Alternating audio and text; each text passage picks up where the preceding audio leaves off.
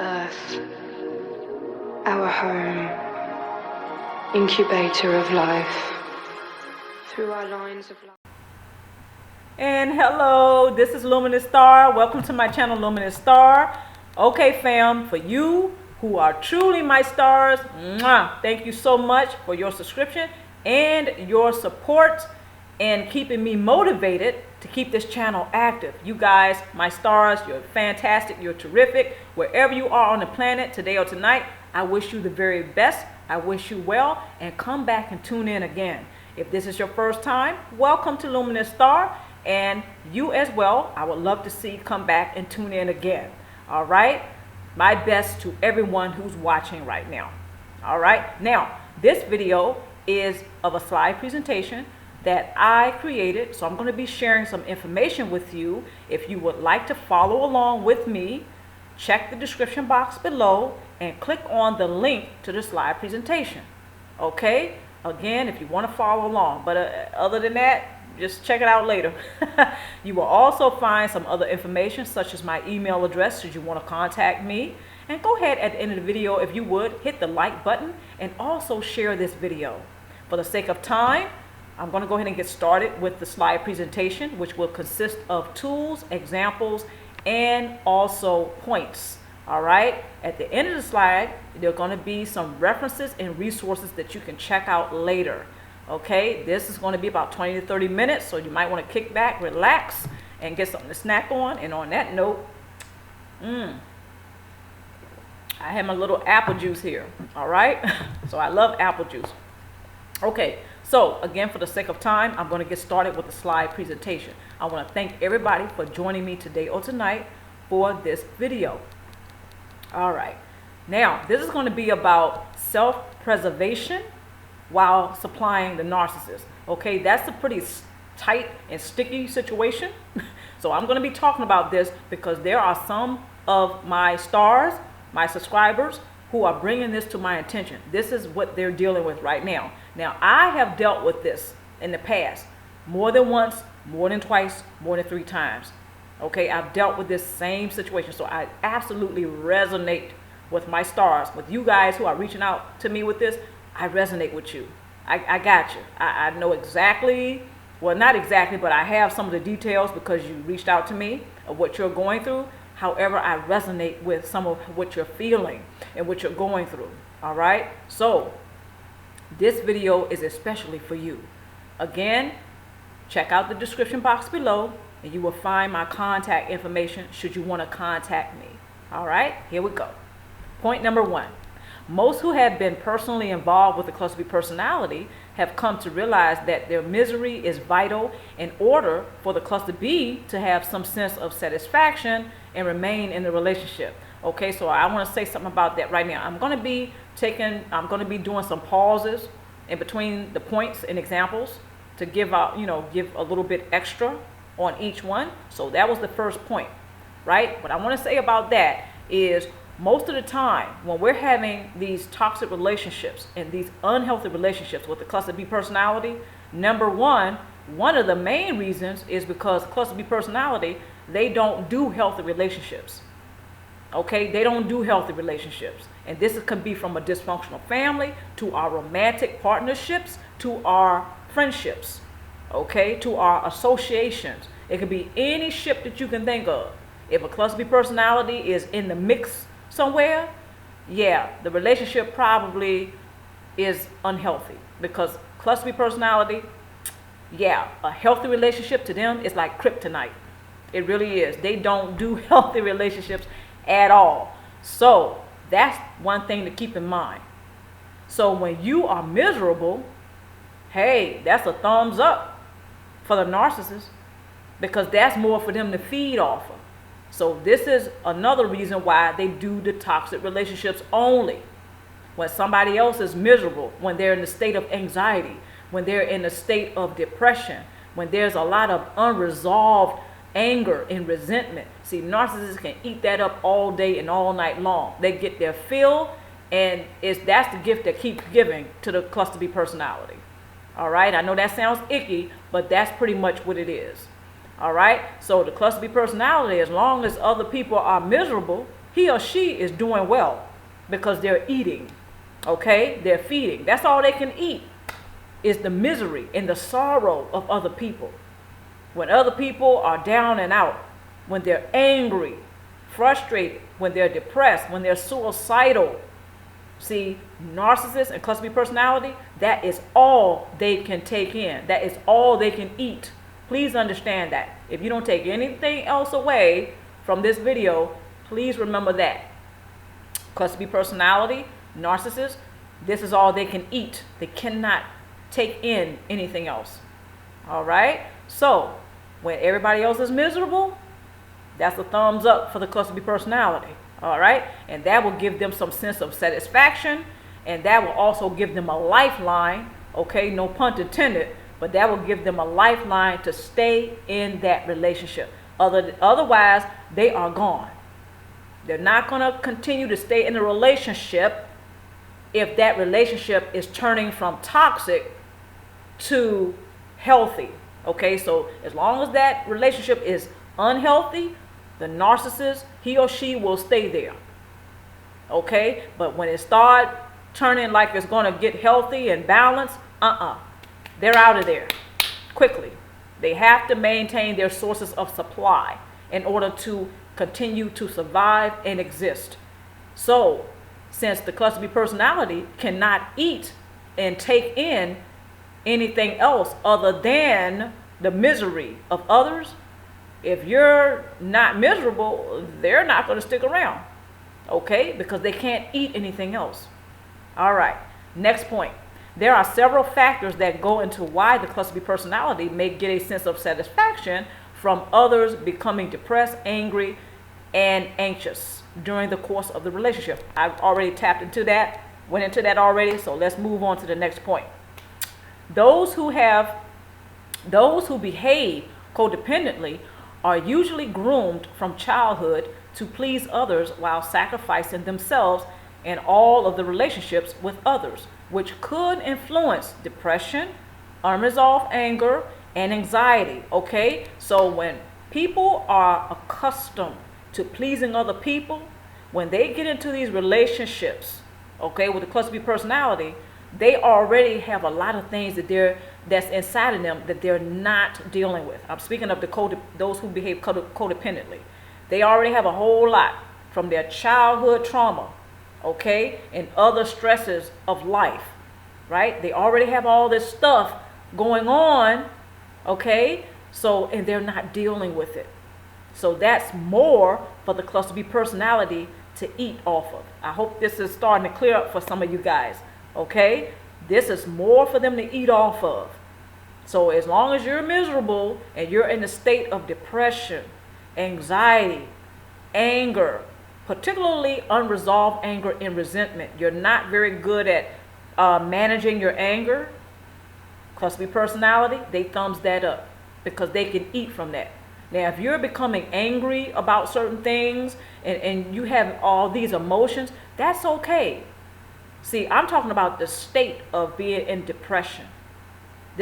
So when you're sad, that's an emotion you're feeling.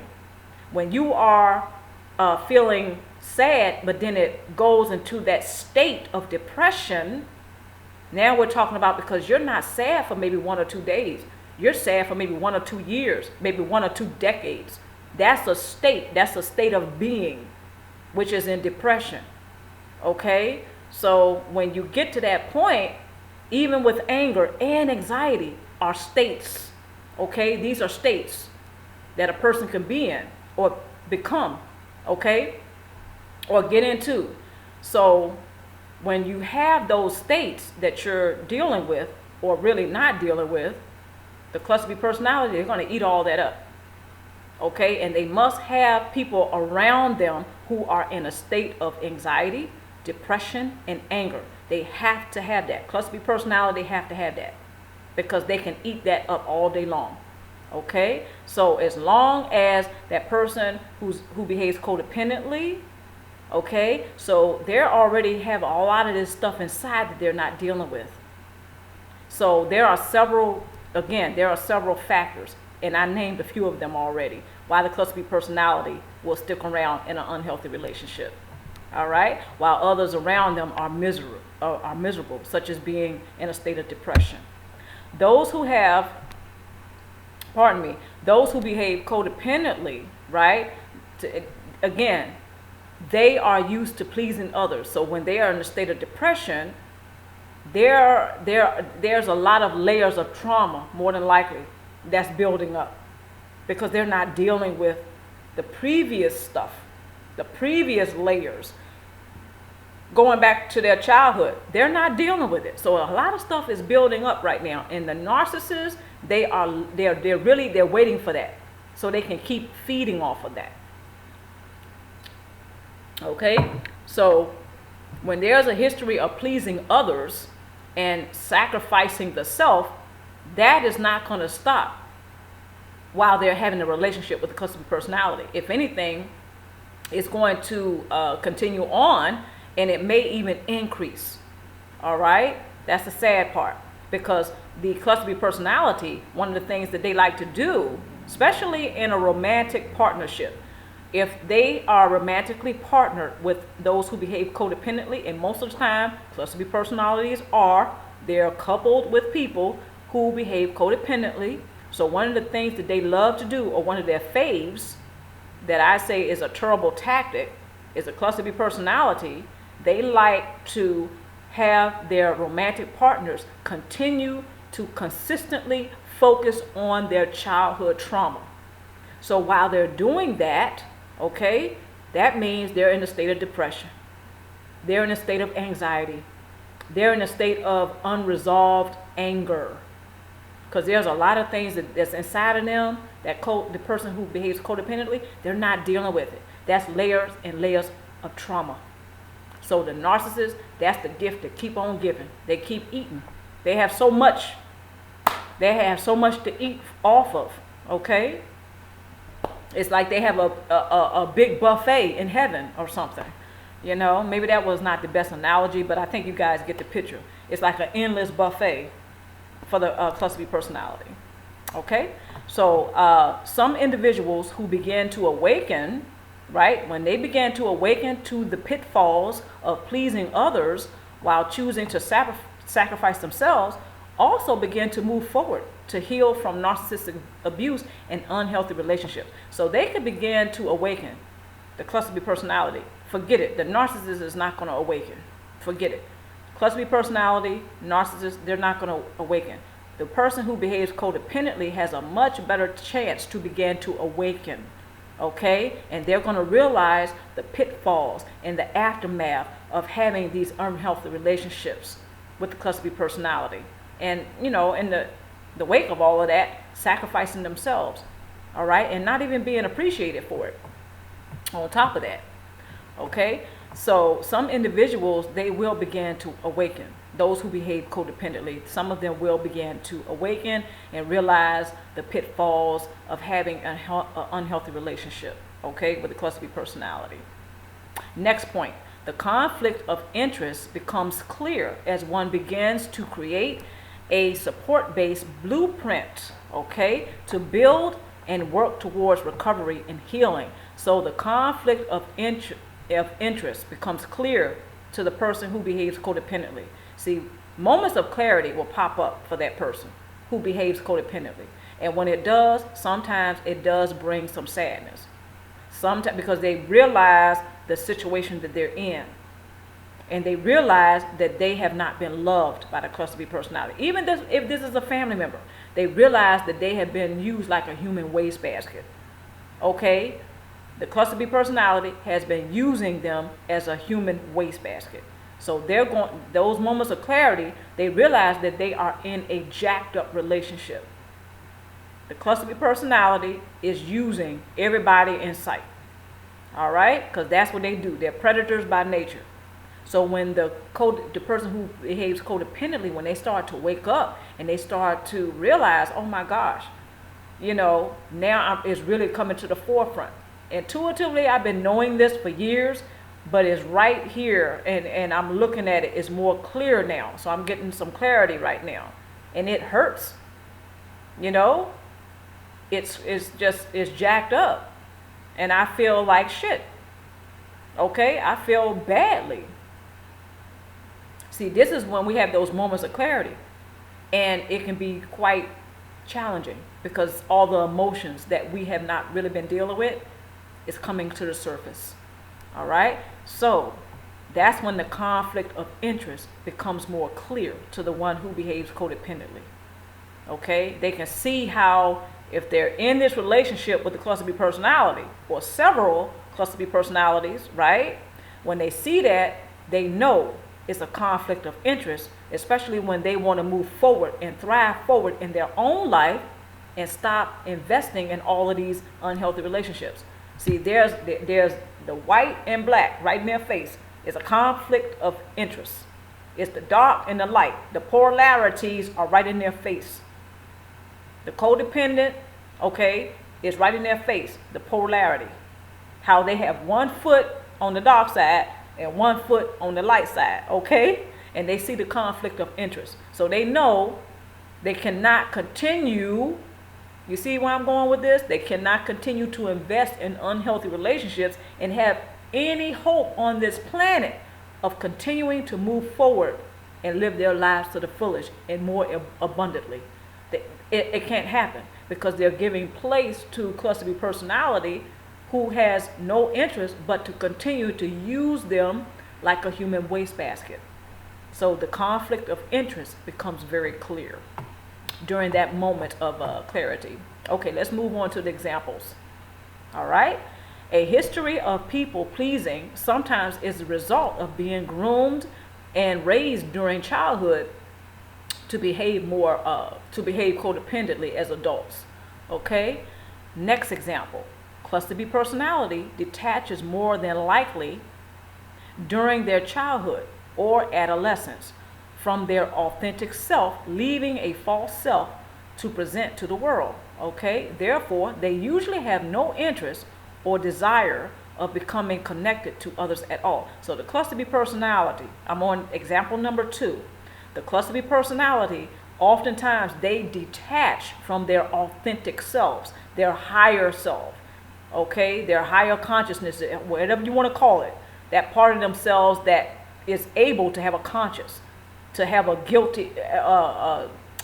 healthy sense of guilt. Some of us have when we do something we know, we should not have done or it was wrong, And the cluster B personality, they detach from that. And then to replace that, there's the false sense of self. So when the cluster B personality detaches, more than likely it was during their childhood that they detached, or in their adolescence. That's when they detached from their higher self or their authentic self, and that false self took over. Okay, and again, this was a choice they made. This is not something they were helpless and they were tied down and they couldn't help it. No, they made a choice to do that, to detach. All right, so they don't have any desire to connect to you, to me, or anybody on this planet. All right, that's what's left. When a person is operating off of their predatory senses, their predatory nature, their fleshly nature, if you will, their animalistic primal nature, their basic nature. See, when that's what's left, and usually that is what's left of a human being when they detach from their authentic self, that's what's left. We all have the flesh and we all have the spirit, okay, and our energy bodies. We all have these things, our consciousness. We all have this, all right? Sometimes we can turn down the volume on certain aspects of ourselves, and we can turn up the volume on certain aspects. Some people turn up the volume on the flesh, and they turn down the volume on the spirit. And some people do the opposite. They turn up the value on, they turn up the value on the spirit, and they turn up the volume on, or they turn down the volume on the flesh. Okay, sometimes it's the opposite. Some of us do this. Some of us know how to balance both. I say thumbs up if you can balance both, the flesh and the spirit. If you can find a balance in there, you're doing very well, in my opinion. So next example, the childhood trauma is painful. The childhood trauma or painful memories, right, go unresolved for both the cluster B and for those who behave codependently. So the childhood trauma goes unresolved. That pain, it goes unresolved for both the cluster B and those who behave more codependently. So you have two people here. They both have childhood trauma, or whoever is involved in the relationship. It could be several cluster Bs, could be several of those who behave codependently, all in one relationship. Now we're talking about possibly a dysfunctional family that consists of cluster B and those who behave codependently. And they're all in that dysfunctional family setting. Okay, so there you have it. A lot of people who are not dealing with their childhood trauma. Okay, that's what we have here. Those painful memories go unresolved, right? So the next example is, during the course of any relationship, the cluster B and those who behave codependently will supply one another with reinforcements of their painful childhood memories. So that's pretty much what you have in a nutshell. A lot of people who are wounded, they are in a relationship, and you guessed it, they're going to wound one another. Can't help but do that. Okay, so some of us, we have things that we're not dealing with. We tend to naturally, and I'm not saying it's right, I'm not saying it's wrong. The people who are around us, we have the natural inclination to have a poor coping skill and project our stuff that is unresolved onto others. Now, the cluster B personality, they're notorious for doing this. They're excellent and masterful at doing this. Okay, that's the unfortunate part. That's the thumbs down part. However, those of us, and I think I may actually, that's my next example, and it is, often it is those, so this is the next example, okay? All right.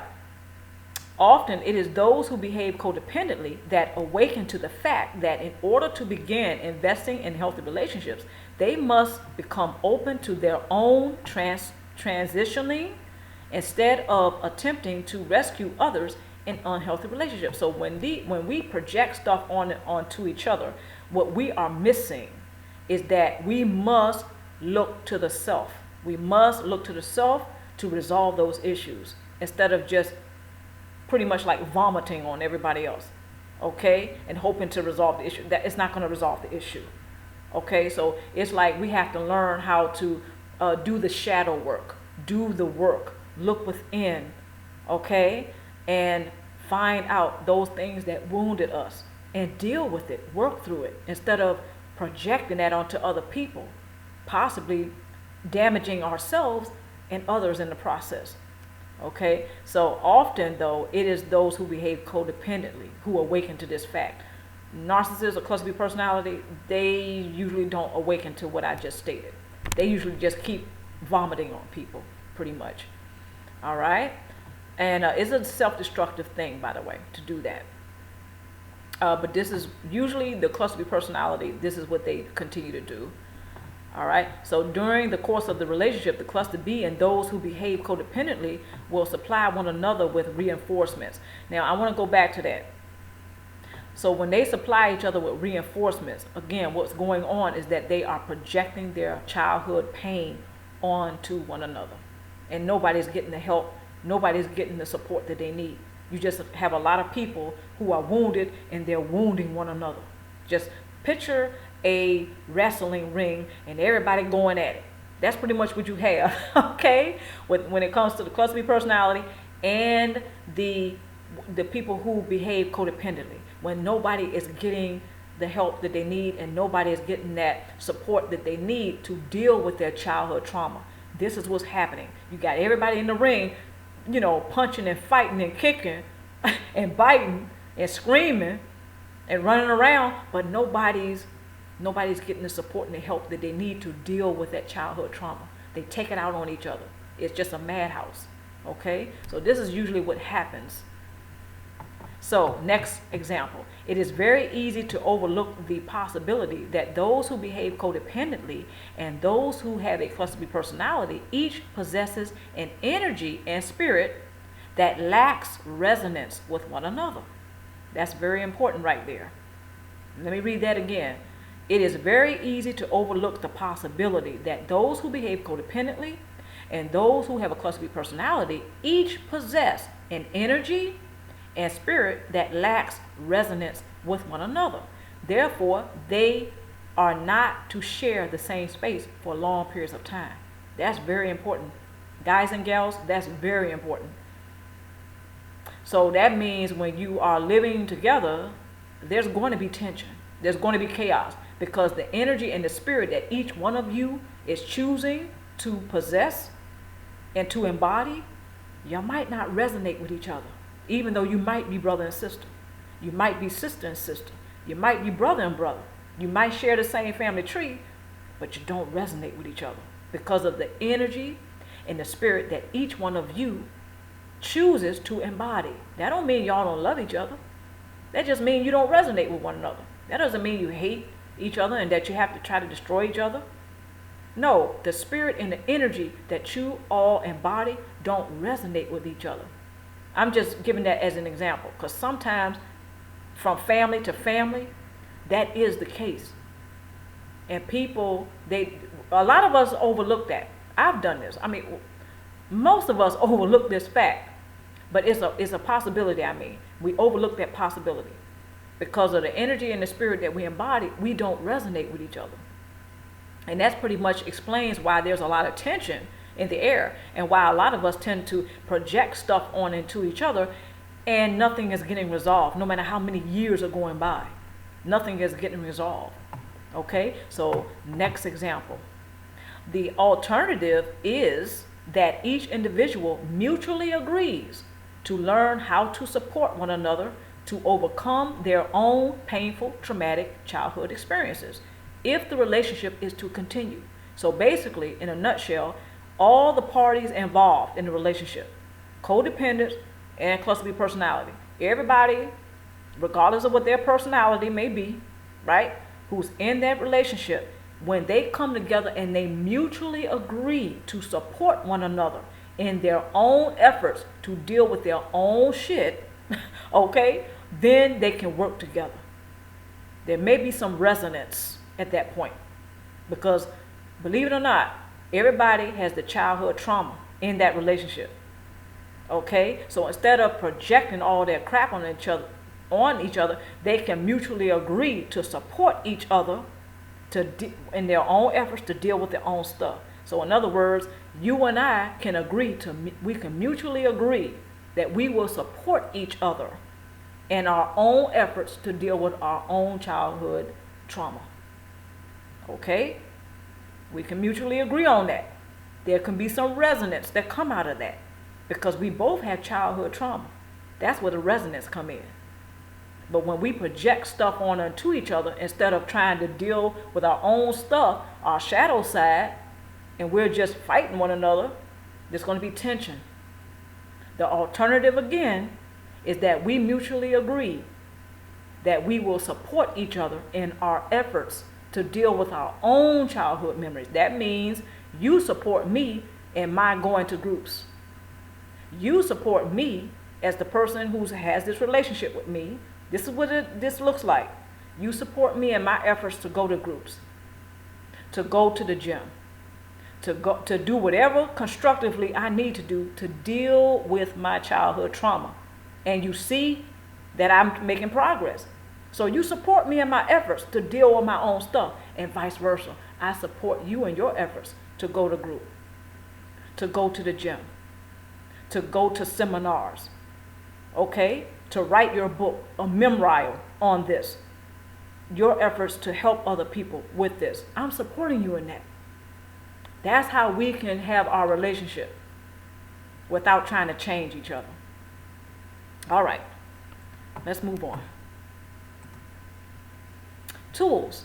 Become patient, kind, trusting, and loving with yourself as you continue to have a stronger sense of who you are. That's the first tool. Second tool, consider what your experiences have been in the relationship with the cluster B personality. Okay? Next tool, create your support base blueprint before reconsidering any unhealthy relationships. Now, my personal opinion is and this is just my opinion, I wouldn't suggest reconsidering an unhealthy relationship at all. Once you start to move forward, some of us have gone no contact, and that's a great thing for a lot of us. However, for whatever the reason may be, some of us may be in a situation because we have children with the cluster B personality, so we may be reconsidering to have a relationship with the cluster B personality. Say we're moving forward, we're doing what we need to do to deal with our own childhood trauma or all the painful experiences we haven't dealt with, the layers of trauma. So we're doing what we need to do to deal with that, right? And the cluster B personality may or may not be doing that, but the bottom line is we have come out of that relationship to a certain degree, right? So let's just say that's the case, and the cluster B personality is knocking on your door, and they want you to reconsider becoming involved with them again. Say this is a romantic situation, and you are reconsidering that. Now, I personally thumbs that down, and again, that's just my personal opinion, and this is also based on some of my own experiences, okay? And I say that because rarely the cluster B personality is interested in investing in a healthy relationship. Since they're not interested in a healthy relationship, that means when they're knocking on your door for reconsideration, that means they want you for sources of supply again. That's pretty much what that means. All right, so that's why I say, me personally, I wouldn't reconsider an unhealthy relationship. I would just go ahead and do what I need to do to learn how to invest in healthy relationships and continue to move forward and trust the process, trust me and the process, and know that there are other people on the planet that I can invest in healthy relationships with. In other words, people that I resonate with and who resonate with me. So I trust the process, and I trust me that I can continue to thrive forward. That's just me. That's my opinion. That's how I do it. Okay? So I really wouldn't reconsider a unhealthy relationship. That's just me. I wouldn't. But some of us, due to our circumstances, yeah, that may work out for some of us. All right. Next tool. Consider the 5 stages of grief. All right? Which is, let me see if I can remember. The 5 stages of grief. Bargaining, acceptance, depression, okay? I don't think I'm going to be able to remember all of them, but they are in the description box below, all right? Anger, acceptance, depression, that's 3, and bargaining, that's 4. Denial, that's 5. There you go. Ding, ding, ding, I got it. So those are the 5 stages of grief. So consider those, okay? Become mindful of your own needs. This is the final tool. Become mindful of your own needs and desires to continue thriving forward. All right? So you want to go ahead and put yourself first for a change. A lot of us are so accustomed to sacrificing the self and supplying certain others, like the cluster B personality, right? So right now, since we're focusing on new beginnings in this 2017, right? We want to start shifting the gears a little bit, taking care of ourselves, putting ourselves first for a change. All right, so become mindful of your own needs and desires to thrive forward. All right, okay, let's go ahead on that note and move forward. Critical questions. How have you compromised yourself in relationships? Okay, because a lot of us who are self-sacrificing, we do a whole lot of compromising. Some of it is very unrealistic. Because cluster B personality, they have a whole lot of unrealistic expectations. A whole lot. Their expectations are just ridiculous. A lot of them are. Okay? So, a lot of us who behave codependently, one of the signature characteristics of the cluster B, of the codependent, is to compromise yourself in relationships. All right, so start thinking about how have you been doing that. All right, so next critical question.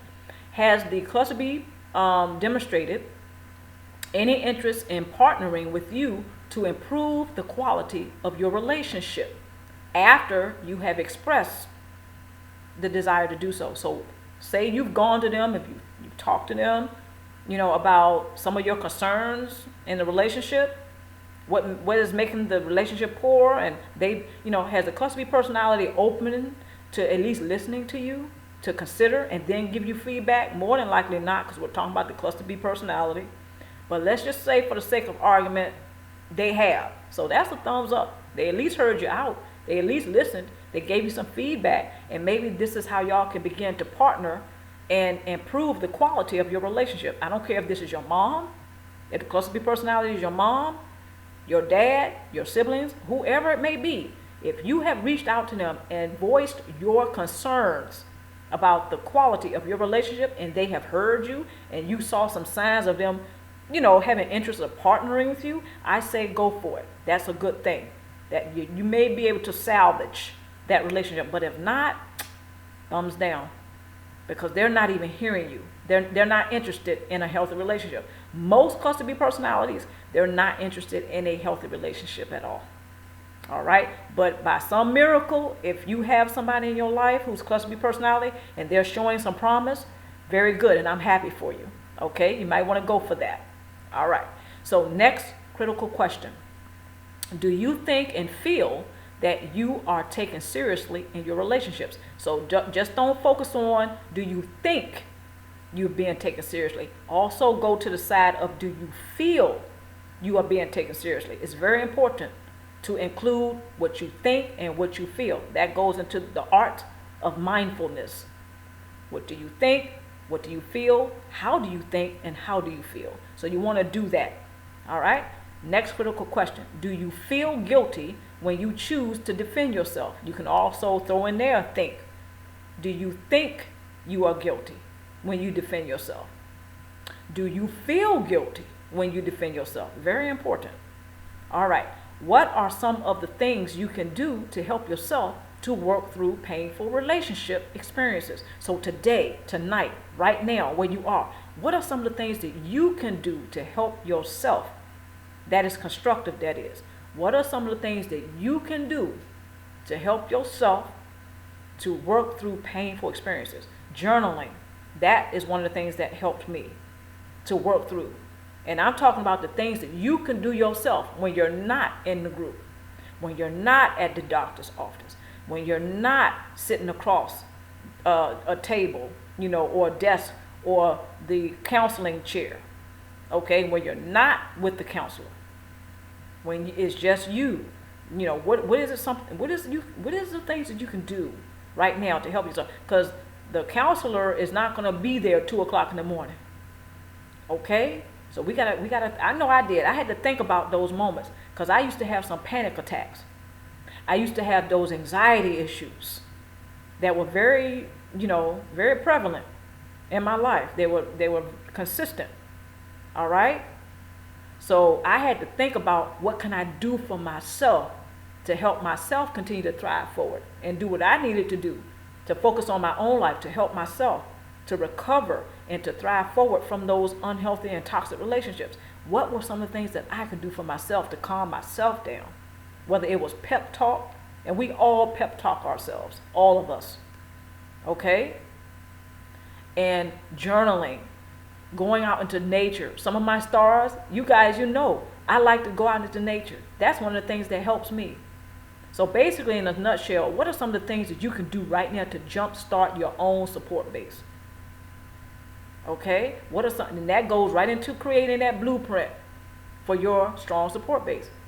Do you listen to music? Do you have a collage? Do you take photographs? What are some hobbies you like to do? Do you go to art class? All these things, guys, that I'm naming, you can do yourself to help yourself. Okay? This is what you can do. Do you like to cook? You want to go to a cooking class? Take some classes of art, cooking, dancing, kayaking, hiking, whatever. Are there some things you can do right now to help yourself? Can you get on the computer and start researching for groups in your community? Absolutely, you can do that. But the question is, do you want to do it? Because some of us, we make excuses. I've been there too, making excuses of why I can't find a support group and why I can't. No. See, that stagnates you. That's one of your stuck points. And I'm saying in general, that can be a person's stuck point when they're consistently making excuses of why they cannot help themselves. The cluster B personality, they're salivating. Their eyes are sparkling because that's what they want you to think. That's what they want you to, that's how they want you to see yourself, as they see you, as someone who can't make it, someone who can't do for his or herself, someone who's overly dependent, whether it's financially, sexually, emotionally, physically, on them, the cluster B personality. That's how they want you to be.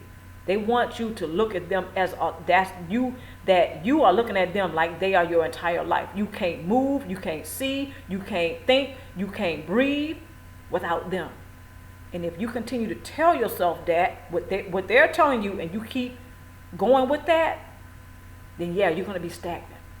This is when you want to shift, focus on your new beginnings, and shift a little bit and say, you know what? It might be a small baby step for me to just take a walk out in nature, but that's something I can do today and tonight for myself to help myself.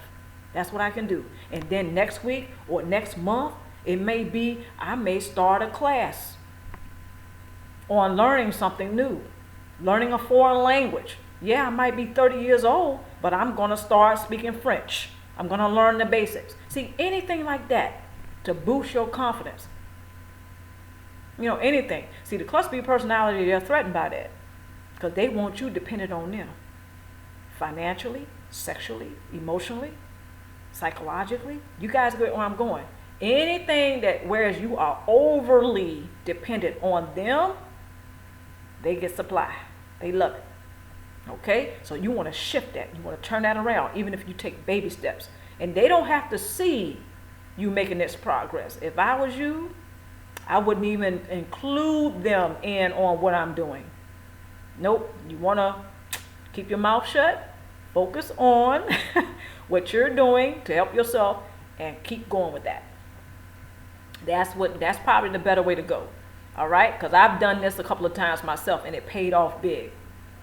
Because you are focusing on what you need to do to help yourself. The cluster B personality is not going to help you, even if that's your own mother. She's not going to help you. Okay? Because she needs supply. I hope that makes sense. Okay, guys. He or she, that could be your father, your brother, whoever. Okay? They need that supply. So they're not going to help you to sustain yourself, to maintain your own life. No, they want you overly dependent upon them. All right? So I want to encourage you guys in this video to shift the gears a little bit and do what you need to do to have self-preservation and kind of, again, focus on your own life. And little by little, okay, try not to focus on supplying the narcissist so much, but self-preservation. That means supplying yourself, helping yourself to maintain. I hope you guys have enjoyed this video. And until next time, take care of yourself and come back and see me again. All right, guys. Mwah.